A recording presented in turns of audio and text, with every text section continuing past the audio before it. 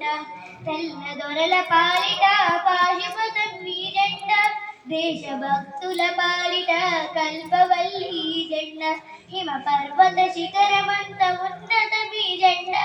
భరతమాత సౌభాగ్యపు ప్రతీక ఈ జెండా అదిగదిగో ఎగురుతోంది మూవెన్నెల జెండా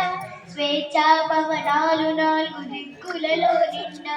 సత్యం ధర్మం త్యాగం కలగలిసిన దారంతో